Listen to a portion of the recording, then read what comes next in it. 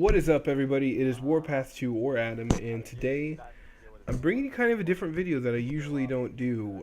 This is going to be more of a news kind of debunking video about something that's kind of been on my nerves lately. So, the big story over the past couple days, this broke yesterday, and a couple of people have already made commentaries on it, just kind of reporting it, but not really giving a solid opinion, or what will more probably happen. But if you guys didn't see it, Edge Online, which is a tech website, reported some things about the Xbox 720.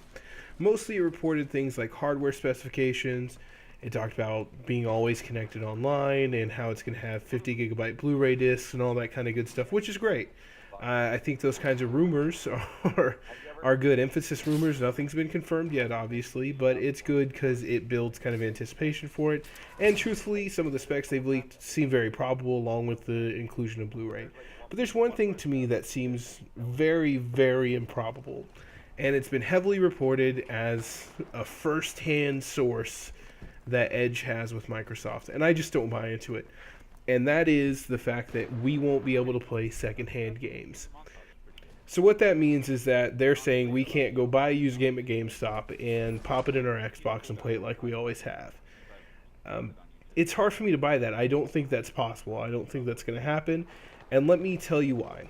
So from a technical specification standpoint, what they're talking about here is that every game sold from now on with Xbox is going to require a license code that you entered. So that would be the next time you play Call of Duty, you have to enter a special license or something like that on the 720. So you buy the game, it comes with the license, you take it home, you use it. You can't sell it at that point because the license has been used. That's their argument. So there's a couple things here that don't mesh up with that. Xbox and GameStop are not in competition with each other. Xbox benefits from GameStop, GameStop benefits from Xbox. GameStop has video games and consoles to sell, and then Xbox gets crazy huge big deal launches for games like Halo and things like that. It's part of a community effect that makes gaming bigger as a whole. You have this store that's staffed by gamers who love playing games and customers who love the same thing. So it creates this mutually beneficial network of people to increase the sales of games and to increase the excitement of games. So they're a symbiotic relationship. They benefit from each other. They could live without each other, but it's very improbable that they would do so. Some of these games and things like that aren't going to be as big if you have to go to Kmart in the middle of nowhere at midnight to pick up the game.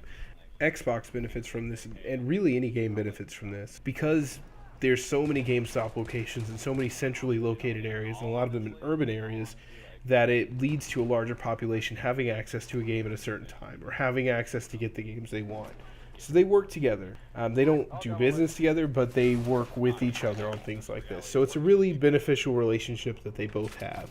So here's what will probably happen. One of two scenarios is going to play out here. GameStop will probably still sell used games. What they'll do is they'll either sell you the license to use the game, because I would bet you money they're going to work with manufacturers to get special licenses for this, or you're going to take it home and obtain the license from Xbox Live. Or they're not going to worry about it at all and they're just going to let you play games like they do now. Either way, there's going to be another way to play that game. It's just too big of an industry to completely shut down, and who knows, GameStop could say, we're not going to sell your stuff anymore, we're just going to rely on the older games for now and see how that works out. It could happen. I doubt it'll need to, though, and that's because I'm 97% sure that there's going to be some sort of relicensing program.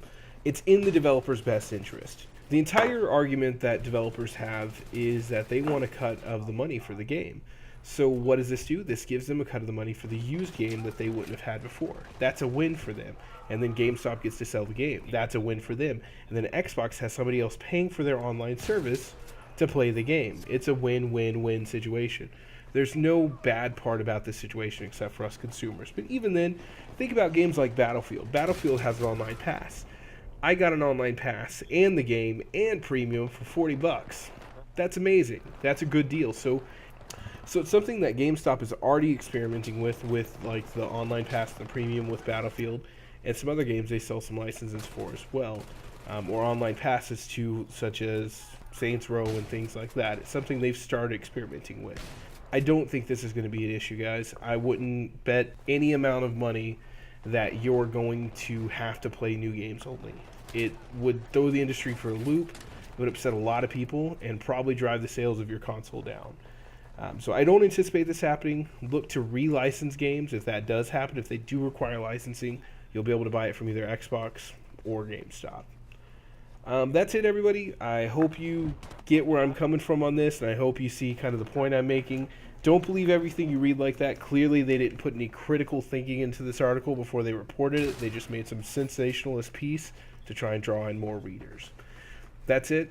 Once again, I'm Madam, or Warpath 2, and you guys take it easy.